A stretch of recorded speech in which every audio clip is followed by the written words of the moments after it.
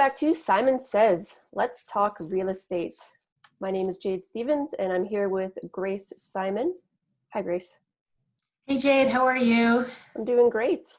So I'm over here in Calgary and we know that you're over there in Newmarket. You're in Canada.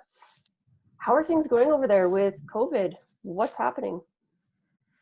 Well, it's interesting times, isn't it, Jade? It's probably very similar to Calgary that day-to-day things are changing and day-to-day reports are not so great. And it's a difficult time for people to adapt to working from home and just the different rhythm of home life and work life and balancing that out as the new norm of everybody being home and trying to work and do school and everything in between. So it's definitely very, very interesting times that we live in.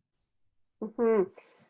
What kind of shifts have you seen related to real estate? Are people at a standstill? Are some people still buying and selling? Like how much has it decreased? I'm assuming it's decreased. Well, it's very good. That's a very good question to ask. And it has definitely changed. And it really depends on the area that you live in. Where I am in the Newmarket, Aurora, which is just north of Toronto, things have definitely changed and look very differently when it goes to listing your house and showing property, going to look at people's homes. But north of me, where I'm currently working with a lovely young couple, houses are selling like crazy. Like they just do not stay on the market very long. So they're in multiple offer situations up north. Here, we're having a showing here, showing there, and the lower priced homes are still selling within 10 to 14 days. So they're still selling pretty well, like the semis and towns, and anything that's under 800,000 is selling still. But so up north, the average home price is probably 400, 500,000. So the price point is a lot lower, and homes are selling like mad. I couldn't believe it. So it really does depend on your area. I feel like if you were positioned to buy before COVID, then this is a very exciting time to buy because there's probably a lot of room to negotiate and a lot of opportunity that way. Yeah, you would think so, but not really. People are listing because some, I guess there was people that had already bought that they needed to sell and they were in that position. So you might have been able to negotiate something pretty good, but generally people are just, they're interested in moving this year. They don't know when the market will change, so they're not willing to move for less than a certain price of what they're expecting. And then again, in the lower priced homes, the market is still hot, so there's no negotiating still. So it's just the first one to the front door to get the offer in is winning. So yeah, it's interesting, isn't it? Yeah, I would have assumed there would be kind of a halt, a bit of a standstill. I know a friend of mine just purchased a house here in Calgary and she was able to negotiate a very good deal very quickly.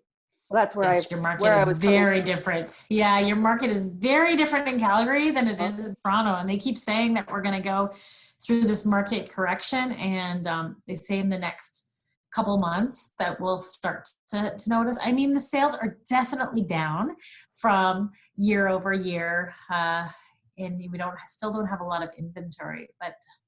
So we don't have a lot of inventory. So if things change where they remove the emergency statements and they start to reopen, then we could have a hot market again. But again, we're just kind of in the unknown right now. And what are some of the challenges you're dealing with right now? Do you have to take people on virtual tours? Are there ways that you can bring a person into a house physically? Is there regulation laws around that, or is it kind of up to the person's discretion? That's what's really amazing. When a market changes and we're in like a pandemic times when nobody knows what to do or how to do, there's always opportunity for creating something new. And that is the exciting part about our time, Jade, is that for myself, I work for a virtual company. EXP is a virtual company. We've been in virtual business for 10 years. So when this took place, EXP was not affected at an administration level. At a sales level, yes, right? Because we weren't able to go into people's homes and do things as normal. But administratively, everybody was already working from home. So that part of the business was just, we were made for this time.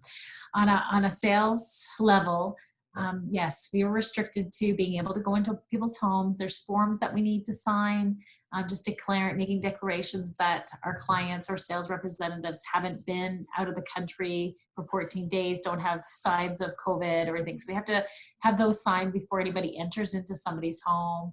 Sanitizers, gloves, masks, depending on people's comfort level. Mm-hmm. We take those procedures and those precautions.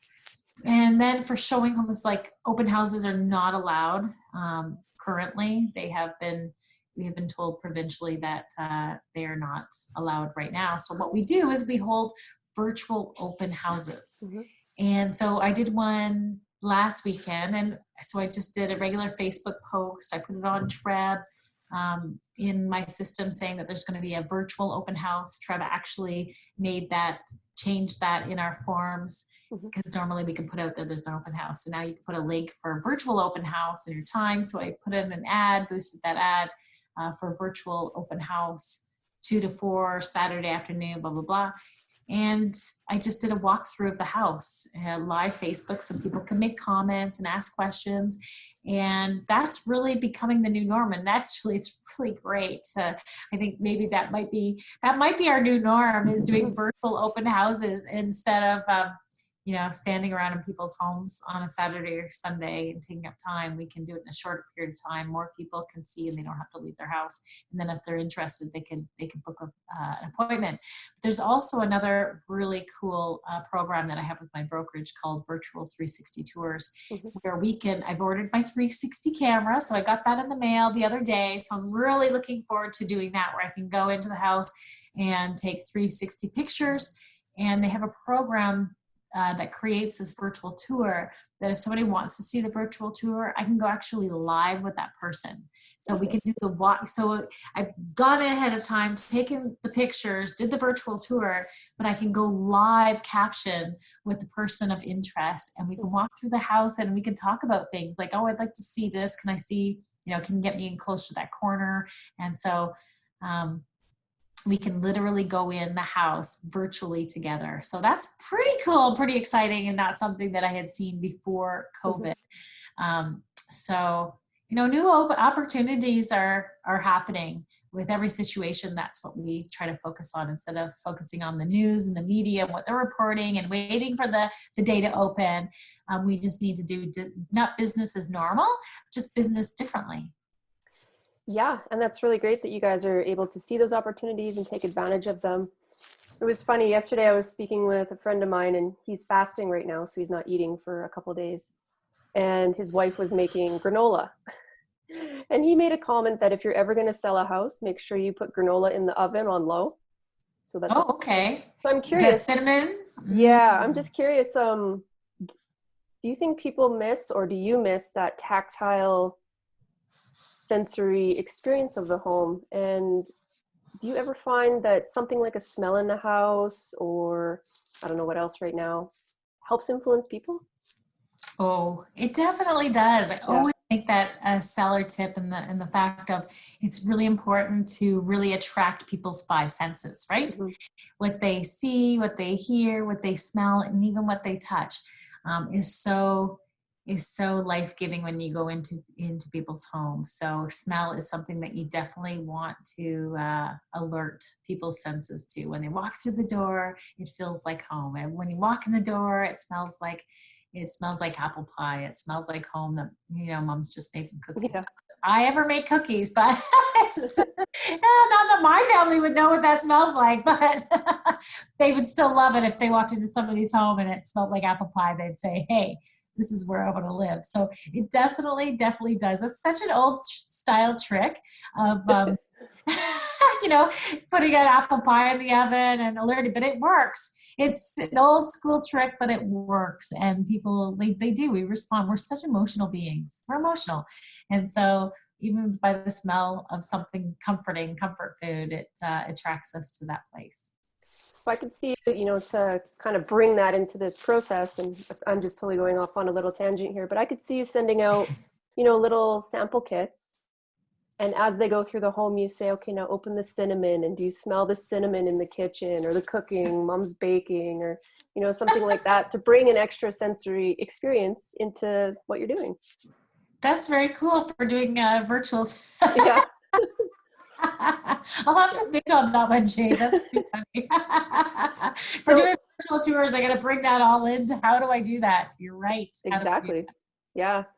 Are you shifting how you're preparing people for a sale? Are there different tips you're giving, different things that people need to focus on for a virtual tour? Yeah. Oh, for a virtual tour, for doing live virtual tour. Yeah, definitely. I mean, I don't know if it's what I have to prepare people for, other than, that they have access to the link and they know how to access technology. They have access to technology and they know how to work technology, and that it's available to them. I think that's the communications right now. It's just so important that people know what's going on, how they work it, letting them know that you're still in business, letting them know that you're still available to show homes, even virtually, and how exciting it can be to do virtual. You can put the kids to bed, let's sit down, you can have a glass of wine or a cup of tea, whatever you want to have at night after the kids go down, and let's go through some houses together.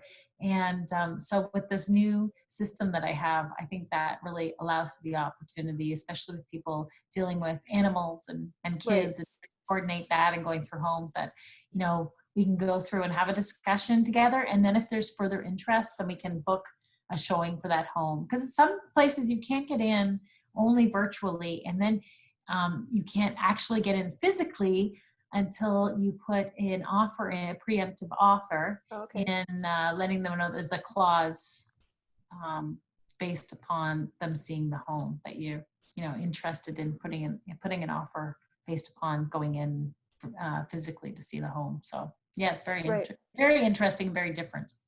And how about on the other side? How about for, like, I want to sell my home. Do I have to do anything different to prepare it for the virtual tour? Yeah, well, that's where, for the virtual tour, it's just like for picture day, you want everything to be perfect, right?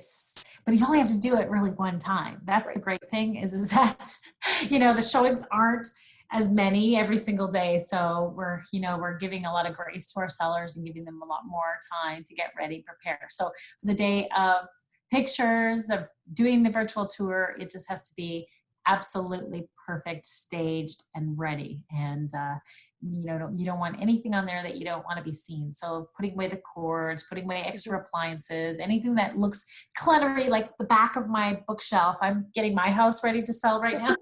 And so this is one of the things. I think if I was to do a virtual tour, a picture of my office, it would not be attractive. It would not alert the senses. So I have to do some work even today in starting to pack up my house. So it's just the same for when you want up pictures. You really want it to be perfect, because that's the first impression that people will get. I can see that being a big perk and bonus and attractive feature for a seller. I was in a house that was for sale, like living in a house that was for sale, and it was a pain keeping the kitchen that clean. And, so that's really cool. Are there any other opportunities out there in real estate right now that maybe have come up because of COVID? Is there, I don't know, do you deal with commercial real estate much? No? I don't deal with commercial. I really stick to what I know. And I have friends that are in commercial, so I pass it on to them. But definitely that will be something that could be changing. And again, with EXP, we have a company called Virbela. And so we sell virtual commercial spaces. And so that's something that I'm actually an owner of. So I can sell virtual spaces to companies, which is pretty remarkable. We have some big companies that have purchased some Virbela offices. Instead of doing the big conferences, they're doing big virtual conference. So they need these they need these platforms enabled to, for them to be able to enable to them to hold them. So Virbela allows for that. And we are agent owners, part of the company, so we can sell Virbela spaces. So Awesome. I'm not into commercial physical spaces, but I'm into commercial virtual spaces, which is a really cool concept. The new frontier. Yeah. Yeah. Okay. Yeah. So again, more opportunities are happening in this time, which is really exciting. And what's your forecast for the year going forward? Do you have any ideas of when COVID might subside a little bit, when real estate will start opening up? Do you think it's going to follow the typical trends of, booming in summer, that kind of stuff? You know what? I always like to side on optimism. I say optimism is free, and where where your energy flows, that's where you want to go. And so I want my energy to flow in the optimism and positivity and looking for opportunities. And I really feel like this is going to lift soon, and so I'm really gearing for the end of May for us to be able to get back to some. Yeah, I know it's going to be a new norm for a while, so I'm not saying that everything's going to be back to normal by any means, but I feel like there's going to be some openings take place at the end of May, and we'll get back into life. And I really do think that people are going to be really ready to move. When it comes to moving, they get the itch, and once they're able to go out freely and safely, then I think the market is going to do really well in June, July, August. Yeah, well, before we hit record, you were mentioning something that's really interesting is people have never spent so much time in their homes, and they're probably itching to change that. They're looking around, I've been here for so long, I don't like this and this. So I think it's going to be, I agree, it'll be really interesting to see how many people are going to move that maybe weren't going to move before. Oh yes, and the sad thing is that that there might be a lot more divorces coming up too, they say, unfortunately, because more births and more divorces, because people are spending a lot of time together, and they'll decide, can we make this work or can't we make this work? So there's going to be shifts all over the place. Not that I really hope that there's not going to be divorces. Like, get through this, guys. Tough it out with one another. It's a tough situation, and make the best of it. Make the most of it. Your spouse may not be happy with you either. So, figure out where you can spark that flame right now together. And I hope that there isn't more divorces. I really don't want to prophesy that out, but that's just reality of people spending time together, that they're going to like, yeah, you know what? I think we are ready for a change. I think we do need a bigger space and a new scenery. So that'll be really interesting to actually hear the stories, and to make sure that we're intentionally asking, why are you moving? Did COVID have anything to do with you wanting to make a change with your life? And I predict there will be a lot of changes in people wanting to make moves because of deciding from the COVID experience that they need a new space. Absolutely. I see COVID as a contraction. So an opportunity to contract, to create, to go inside, to explore. And when it opens up, there's going to be way more expansion, because we've had this time to really kind of, take the time to see what's possible and see what's out there. So that's really cool. And I love your optimism. It's obvious that you're excited and just really enjoying the shifts and the change in the market and in how you do business. So thank you so much. Yeah, I do. I choose to enjoy the experience, right? I know that it's scary for a lot of people, and for those that are getting sick, we pray that they'd, be well soon, that they would not have to suffer. And but you can't change what you can't. Like, there's things that you can control, and there's things that you can't. So the things that you can control, like your mindset, like your optimism, like your own activity, then that's where you need to focus your life on, is making the changes that you want to make for yourself, and bringing things forward, and not wasting this time on getting fat and watching Netflix. So I don't want to do that. I got through different cycles of laziness, and it just doesn't get you anywhere. It doesn't make you feel good. So no, don't waste this time. I agree. That's awesome. Well, thanks so much, Grace. Is there anything else you wanted to touch on today? No, I think that's it. I just really love that you brought the question about how has COVID, affected the house market. That I can really speak life into that situation. Mm, That it's not doom and gloom. That it mhm. is a pause in people's lives, but there's just so much opportunity, and people are going to be ready to make a move, make a change in a very short period of time. So watch for it. Excellent. Great. Simon says. Simon says, get ready to move. We'll talk to you next time. Thanks, Jade. Thanks for hosting Thank you. again. You're welcome.